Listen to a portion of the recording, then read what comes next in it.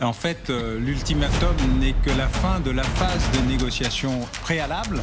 Et donc, c'est pour ça qu'on tape d'abord. Vous savez, quand il y a un cessez-le-feu, il y a un moment où tous les tirs culminent avant que le calme descende tranquillement. Pourquoi est-ce que ça culmine 3 minutes avant le cessez-le-feu? Pour bien montrer qu'on n'y est pas encore, que chacun est en train de tirer ses dernières cartouches pour montrer qu'il reste le plus fort, même s'il y a une interruption momentanée des combats. Ce que vous décrivez est fascinant et je recommande la lecture de votre livre. Ça correspond à des témoignages même personnels qui peuvent paraître anecdotiques sur Trump. La logique du promoteur immobilier, tu arrives et d'abord tu gueules. Oui. Tu gueules très fort pour que l'adversaire soit tétanisé. C'est le contraire de la logique européenne où tu essayes d'abord d'être sympa, on s'installe, on boit un café. Non, tu gueules. Non, Trump, c'est l'escalade. Maintenant, c'est l'escalade pour l'escalade. À un moment, ça a été l'escalade pour la désescalade, plutôt une théorie russe, d'ailleurs pas soviétique mais russe. Mais il a toujours été comme ça, c'est tu gueules le plus fort, les mots sont des armes, tu satures le terrain médiatiquement et par ailleurs, avec les armes, on peut saturer le terrain aussi. Tu es dans une position dominante et quoi qu'il arrive à la fin, tu as gagné. Et le scénario s'est répété. Il a commencé par tuer Khamenei, tout de suite la tête de la pieuvre, oui, immédiatement. Alors ça, c'était un effet d'aubaine. Il avait déjà tenté... la question s'était posée dans l'épisode précédent, la guerre dite des 12 jours. Les Israéliens voulaient, Donald Trump ne voulait pas Paris, il lui fallait un négociateur. Et il avait bien compris que si Khamenei était la tête du régime, il avait un problème d'identification de qui lui succédait. Il n'avait pas encore compris ce qu'était la défense mosaïque et le processus mis en place par Ali Jafari depuis 20 ans pour permettre à la République islamique d'Iran de résister, quoi qu'il arrive, à une attaque massive des Israéliens et des Américains qu'ils avaient anticipé, préparé, assumé. Et donc, on ne peut même pas dire qu'il y a un effet surprise, puisque ça fait 20 ans qu'ils se disent que ça va arriver. L'hyperbole vraiment comme logique. Quand il dit « toute une civilisation va mourir ce soir pour ne jamais réapparaître », évidemment, il ne le pense pas. Il ne va pas vitrifier l'Iran, ça on peut en être certain. Mais c'est une façon de parler qui correspond à ce que vous dites. Alors, la vitrification, non, mais il faut se rappeler que dans les guerres précédentes, notamment la guerre d'Irak ou la guerre de Syrie, les destructions ont été massives. Durant la Deuxième Guerre mondiale, les destructions sur l'Allemagne, comme les tentatives de destruction sur Londres avec les V1 et les V2, étaient massives. Contrairement à une idée répandue, le droit de la guerre n'interdit pas grand-chose. Et on peut toujours manipuler le droit de la guerre en disant oui, ça c'est interdit, sauf si, quoique un pont, d'accord, ça permet de faire rouler des autobus, mais aussi des chars d'assaut. Une centrale électrique, ça permet de faire fonctionner l'usine à missiles. Sous l'hôpital, bêtement, il y a une base du Hamas ou du Hezbollah ou des Pasdaran. En fait, la logique de la guerre, c'est qu'elle autorise beaucoup de choses. Ce qui est vraiment interdit, c'est frapper des civils parce que c'est des civils et uniquement parce que c'est civil sans qu'on ait aucune idée qu'il y aurait quelque chose caché derrière. Et ça, on est véritablement là dans le crime de guerre. Mais tout le reste fait l'objet de discussions extrêmement compliquées et difficiles. Et après, on a la discussion sur les effets collatéraux. Est-ce que pour tuer un terroriste, on peut tuer 100 civils ? Pendant un temps, les Israéliens d'ailleurs avaient fixé des règles, pas plus de 10. Puis après le 7 octobre, les règles, elles ont disparu en même temps que les massacres et le pogrom a fait sauter toute une série de barrières que les Israéliens s'appliquaient à eux-mêmes. La pulsion de guerre, tout à l'heure sur ce plateau, le général Paloméros, qui a beaucoup travailler avec les Américains, disait oui, parlait de la Bosnie, il y a une pulsion, il y a même une forme d'ivresse du bombardement, oui. Quels que soient les présidents, quels que soient les commandants, etc. Contrairement aux Européens qui depuis 1945 ont appris au contraire à toujours essayer de baisser. Pas d'escalade. Voilà, pas d'escalade. Eux non, militairement, le bombardement, la puissance du bombardement, le carpet bombing, etc. Oui. C'est presque de l'ADN. Oui, puis on est entraîné parce que partant d'une idée, on va faire une frappe ciblée, mais elle n'a pas donné les résultats escomptés. Il y a eu une réplique qui n'était pas totalement attendue, donc on met une deuxième couche, puis une troisième couche, puis une quatrième couche, et il y a une sorte d'absence, de désinhibition générale depuis le 7 octobre qui a été global. D'abord, il y a un premier effet pour les Américains, c'est qu'il faut venger l'humiliation de 1979 et la prise de contrôle de l'ambassade américaine à Téhéran et les otages américains retenus pendant plus de 400 jours. Il y a eu une deuxième phase qui a été rompre avec l'échec de la tentative de libération des otages américains de 79, transformé en victoire de la libération du soldat, du pilote, enfin du copilote, qui a été sauvé avec un luxe invraisemblable de matériel et d'équipement. Donc on sent bien ce qui se qu'il y a prépare cette là maintenant, livraison. voilà, regardez, on reçoit les images, et ça c'est les Osprey. Beaucoup de ces images qu'on a là sont celles des avions qui ont été engagés dans la libération du pilote hier. Alors la liste est évidemment très longue, entre les Osprey, 150 les Reaper, appareils environ. les C-130, voilà, on peut récapituler la liste extrêmement impressionnante. Est-ce que tout ça, d'une certaine façon, était la répétition de ce qui peut se faire maintenant? Pas du tout. Pourquoi? Non, ça c'est une libération de pilotes, c'est symbolique. On rompt avec l'échec de 79-80 qui avait amené la fin de la présidence Carter et l'arrivée de la présidence Reagan. Donc une deuxième humiliation. L'humiliation de la fin du régime impérial du Shah, la perte du principal allié de l'Iran, des États-Unis et d'Israël. Je rappelle qu'Israël était le principal allié de l'Iran pendant presque 50 ans. C'est ensuite un phénomène, enfin presque 25 ans, pardon. C'est ensuite un deuxième phénomène qui est la perte de l'ambassade et un troisième phénomène, l'échec de la libération des otages. Autre trait américain, est-ce qu'il y a un moment de vengeance? Est-ce que pour les Américains, on vit un moment de revanche? Il y a revanche et vengeance. Il faut bien intégrer les deux. Il y a revanche, nous on a réussi. Vous faites un peu peur quand vous faites comme ça l'œil. C'est vrai.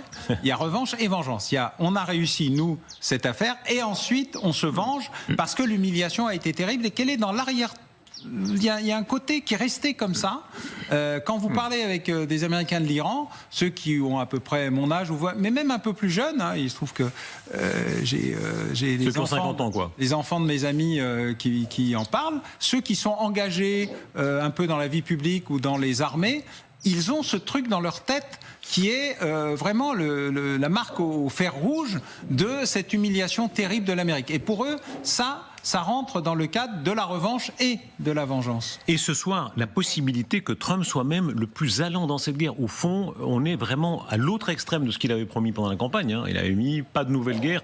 Là, c'est Axios notamment, Politico, qui rapporte ces informations en général assez bien informées, que les généraux autour de lui seraient plutôt pour freiner. Et lui... Oui, il le dit d'ailleurs. Il le dit, mes généraux sont un peu sur la défensive. Il a un secrétaire d'État à la défense, donc à la guerre, puisqu'il a changé le titre, qui lui est très va-t-en-guerre.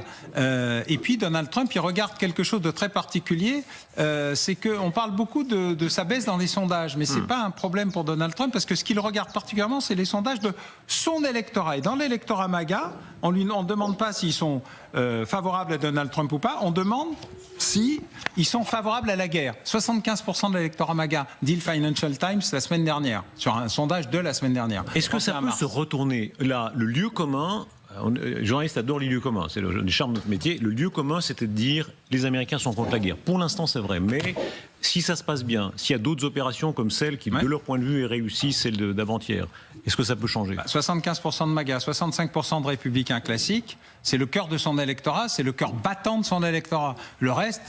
ça, on verra, parce que les midterms, c'est en novembre. D'ici là, il se passera 450 trucs différents de toute nature. Ça permet d'évacuer tous les autres problèmes qui étaient en train de lui poser des questions. Il y a une élection aujourd'hui très importante, le siège au Congrès de Marjorie Taylor Greene, qui va montrer si... effectivement, moi je ne pense pas que les démocrates puissent le gagner, mais s'ils le gagnent, c'est une révolution, et s'ils le perdent de peu, ça montre un effondrement électoral. Donc là, il y aura un moment particulier. Deuxièmement, il y a une date, 90 jours après le début de ces combats, de cette intervention, on est dans la période de guerre, et c'est le Congrès qui va décider si ça dure ou pas. Troisièmement, il y a la date de la rencontre avec Xi Jinping, 14 mai, pas 14 mai, peut-être 14 mai, qui est un enjeu là pour, non pas la libération du détroit, le détroit n'est pas fermé, il n'est pas fermé. Le pétrole circule pour les Chinois, les Indiens et ceux qui payent le racket. La puissance des bombardements opérés, regardez l'image du bombardement du pont de Karaj, c'est ce pont qui est pour l'instant le symbole de cette campagne de destruction des infrastructures, pont ferroviaire, pont routier, usines chimiques, usines pétrolières. Vous nous rejoignez, Père de Jong, merci beaucoup. Bonsoir. Colonel, vous êtes doublement intéressant ce soir, vous avez beaucoup travaillé autour des politiques, vous étiez de camp de Mitterrand, de Chirac, donc là, comment se forme une décision comme celle qui fait le suspense de cette soirée? Les moyens pour frapper ce pont-là, on le savait puisque la photo a été prise de cette GBU 31. Les images montraient le moment précis où les frappes aériennes américaines et israéliennes ont touché ce pont. Est-ce qu'on est là dans la bombe qui sera le plus utilisée? Alors oui, c'est intéressant parce que cette photo est absolument incroyable. Et être capable de capter une photo comme ça, c'est vraiment sidérant. Alors la GBU-31, c'est une grosse bombe, elle fait à peu près 1 tonne, et c'est la bombe utilisée naturellement, logiquement. Elle a une caractéristique, c'est une bombe planante, donc elle est lâchée à une certaine altitude, et en fait la bombe, elle se dirige toute seule vers l'objectif qui a été mis en place dans la bombe. Donc encore une fois, la photo est totalement saisissante, et je la trouve extrêmement intéressante parce que c'est quasiment des sciences naturelles quelque part. Et il y a beaucoup de stock. Il faut savoir que tous les avions américains sont capables de porter cette bombe. Parce qu'en fait, tous les avions américains, vous avez en gros une douzaine de points d'emport. Et cette bombe fait partie c'est la bombe la moins chère. C'est moins cher qu'un Tomahawk, par exemple. C'est moins cher que. Donc voilà, c'est une bombe qui est utilisée, qui est une grosse bombe, et qui est utilisée pour les objectifs, et qui est extrêmement précise. J'imagine que c'est cette bombe qui a touché le tablier du pont. Regardez la carte qui était produite lors de l'opération pour sauver le pilote, parce que là aussi, il y a une destruction systématique de toutes les routes avoisinantes, et en regardant l'image qu'on verra, l'image aérienne, on comprend exactement ce qu'ils sont déjà en train de faire et ce qui va s'accélérer ces prochaines heures. Regardez, alors je ne me rends pas compte de la distance exacte, mais tous les X centaines de mètres ou tous les X kilomètres, eh bien, une bombe tombe pour rendre la route inutilisable. Oui, c'est incroyable, une précision sidérante. En même temps, grâce à ça... Cratère de 9 mètres, nous dit-on. Oui. Chacun de ces cratères, c'est 9 mètres à l'échelle. Vous vous rendez compte, 1 tonne de bombe, c'est colossal. Elle va rentrer, en plus, elle pénètre, évidemment, c'est une bombe qui est capable d'avoir une pénétration extrêmement importante, donc elle va pénétrer, elle va exploser. Donc vous avez un cratère qui est conséquent. Ce qui est très impressionnant, c'est qu'ils ont fait ça sur tous les itinéraires et tous les axes qui menaient aux pilotes qui étaient dissimulés. Donc il était impensable et impossible pour les Iraniens, en tout cas pour les forces iraniennes, de monter en direction du pilote. Donc c'est une précision incroyable. Mais là, encore une fois, les Américains, ils sont excellents. Le problème, il ne faut pas qu'il y ait un raté. Là, il y a eu des ratés, parce qu'il y a 2 avions qui sont embourbés. Mais en fait, la planification et le niveau d'entraînement des soldats qui ont été envoyés dans cette opération était tel qu'en fait, ils sont récupérés. Ils ont fait ce qu'on appelle des ordres en cours d'action. Et donc, ils ont pu récupérer la mise, comme on dit. Ce qui est relativement compliqué. Hein. Très concrètement, quand vous voyez ce bombardement tous les 500 mètres avoir un cratère de 9 mètres, c'est quand même très très impressionnant. Regardez la réaction immédiate de la République islamique d'Iran. Ce sont ces chaînes humaines qui sont formées, alors, spontanément ou non, évidemment c'est un régime de dictature, donc c'est très difficile à mesurer, mais ça a été évidemment très organisé, mais peut-être que ça correspond effectivement à une partie de la population. En tout cas, cela donne ces images. Regardez, sur les ponts, on est là à Vaz, mais beaucoup d'autres ponts, des centrales de toutes sortes qui sont entourées maintenant par des chaînes humaines. Mais il y a très peu de monde, c'est très étonnant d'ailleurs, parce que moi on m'a dit il y a des marées humaines. Alors, je suis allé voir les photos, les marées humaines, c'est quelques dizaines de personnes. On pourrait vous dire que c'est des figurants dans un film où on donne l'impression qu'il y a des milliers de personnes. Deuxièmement, il y a 15 à 20% de la population iranienne qui ne vit que du régime. Dans le régime, les Bassidj, les Pasdaran, toute la hiérarchie de la monarchie ne vit que de ça. Et c'est assez étonnant de voir que il n'y a pas la levée en masse qui est annoncée. Il y a plus de place pour le drapeau que pour les populations. C'est pas les manifestations habituelles au centre de Téhéran où le régime arrive à faire de manière assez compacte beaucoup de monde. C'est assez étonnant de voir à la fois le manque à tel point même qu'ils ont été obligés de fabriquer des images de synthèse en intelligence artificielle dans certains cas qui ont été débunkés par certains des spécialistes de l'image de synthèse pour dire oui mais ça n'existe pas, c'est une pure invention. Donc je suis un peu dubitatif sur la fameuse levée en masse de tout ce petit monde dont on peut considérer que c'est les familles et les proches du régime. Jusqu'où peuvent aller maintenant les Américains là dans les prochaines heures, et évidemment à partir de 2h du matin, mais je rappelle pour celles et ceux qui nous rejoignent que la campagne a de fait déjà commencé avec des bombardements très massifs sur les ponts et sur les infrastructures que nous sommes en train de suivre en direct. Les États-Unis ont lancé une opération aérienne avec les B-2 qui vise à éliminer plusieurs hauts commandants des gardiens de la Révolution. C'est Fox News qui le rapportait, avec des bombardements très puissants dans le centre de Téhéran. Alors, sur des bunkers. Voilà, sur des bunkers.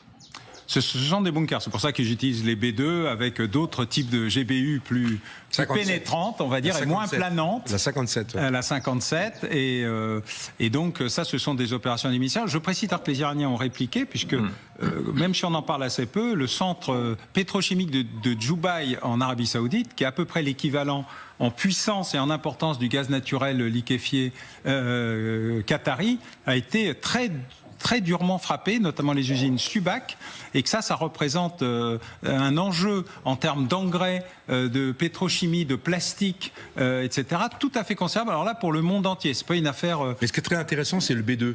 Parce qu'en fait, ils auraient pu prendre un missile tiré par un F-15, un F-16 ou un F-18. Pourquoi le B2 ? Parce que d'abord, le B2 est furtif. Et en fait, on voit bien que les Américains se méfient maintenant d'une possibilité éventuelle d'avoir une artillerie solaire, le reliquat. Ils sont échaudés. Depuis 3 jours, ils ont eu de mauvaises surprises. Et donc le B2 est invisible, il va arriver très haut, il est très précis. Et donc encore une fois, il va lâcher sa bombe au-dessus. Donc ils vont pas la rater. Mais en fait, il est hors de question qu'un autre avion soit détruit. Et on imagine qu'autour d'un centre de commandement iranien, il y a encore ce qui reste, encore une fois, d'artillerie solaire. Et c'est là qu'elle va être. Et donc c'est pour ça qu'ils utilisent le B2. Oui. Dites un mot de ça, parce que ça vous a beaucoup frappé, Alain Boer, c'est-à-dire le F-15 qui a été touché dans la région d'Ispahan. Très bas. C'est un moment très important, puisque les Américains mesurent que leurs avions sont plus en danger qu'ils ne le croyaient. Non, surtout, cet avion volait très bas pour une mission très spécifique vers Ispahan, probablement sur des sites soit nucléaires, soit d'élimination d'un haut gradé, puisqu'ils en éliminent quand même beaucoup. Il y a ceux dont on parle, puis ceux dont on ne parle pas, parce qu'on ne sait même pas qu'ils existent, c'est-à-dire les niveaux 2, 3 et 4 de la défense mosaïque. Mais il a été abattu, disent les Américains, par un Majid AD-08, je me suis mis à jour, mais qui est un missile solaire de basse altitude. Oui, c'est Manpad, comme on dit. Et rudimentaire, relativement rudimentaire. Non, c'est assez moderne, ça date de 2021, donc c'est un outil, mais propre aux Iraniens, c'est une production locale. Et je pense qu'il y a eu un excès de confiance des Américains sur la capacité de gérer la basse altitude en étant à l'abri. Et peut-être que ceci a expliqué cela. En tout cas, il y a une enquête technique, comme ça se fait après la gloire de la libération et de la récupération des pilotes, sur le fait de savoir pourquoi ce F-15 a été abattu, parce que c'est le 4e, mais les 3 précédents ont été abattus par des tirs amis de la défense koweïtienne avec les Tomahawks. Ceci étant dit, c'est une grossière erreur de la part des